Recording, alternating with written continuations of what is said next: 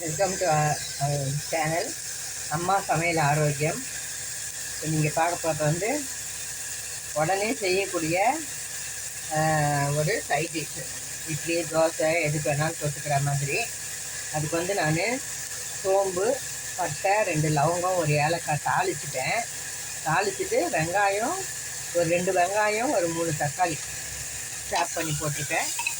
அப்புறம் கருவேப்பிலை கொஞ்சம் போட்டிருக்கேன். 2 டேபிள் ஸ்பூன் எண்ணெய் ஊற்றி அதில் வதக்கிட்டேன். அப்புறம் முக்கியமாக வந்து பாசி பருப்பு ஒரு 2 டேபிள் ஸ்பூன் போட்டிருக்கேன். கொஞ்சம் திக்னஸ்க்காக பாசி பருப்பு ஒரு 2 டேபிள் ஸ்பூன் போட்டிருக்கேன்.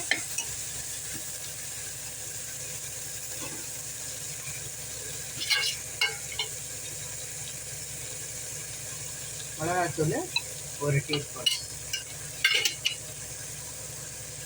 மஞ்சள்தூள் போட்டேன். இது வந்து குழம்பு மிளகாத்தூள் ஒரு டீஸ்பூன் போட்டிருக்கேன். உப்பு தேவைக்கேற்ற ருசிக்கேற்ற உப்பு.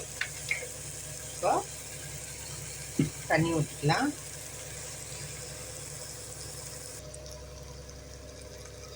இப்போ கொஞ்சமாக ஒரு துண்டு இஞ்சும் ஒரு 4 பல் பூண்டும் நசுக்கி போட்டிருக்கு. இப்போ தண்ணி ஊற்றிக்க எல்லாம் போட்டாச்சு.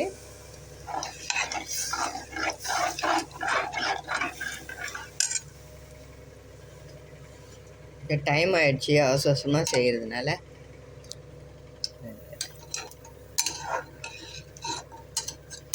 நான் எல்லாம் சொல்லியிருப்பேன்னு நினைக்கிறேன்.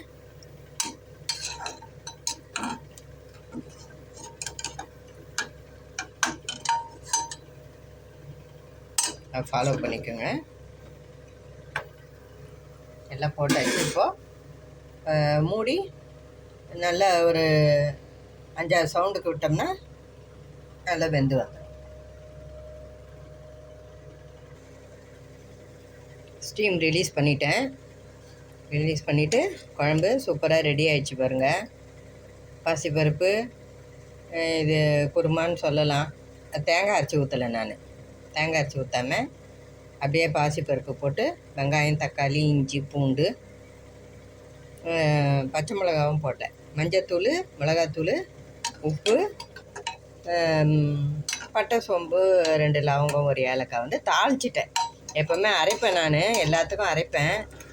இது இந்த மாதிரி இன்ஸ்டண்ட்டாக உடனே செய்யறதுக்கு வந்து தாளிச்சிடுவேன் நான். இது வந்து ஒரு 5 நிமிஷம் கூட ஆகாது இந்த இது செய்யறதுக்கு. எல்லாத்தையும் ஒன்றா போட்டு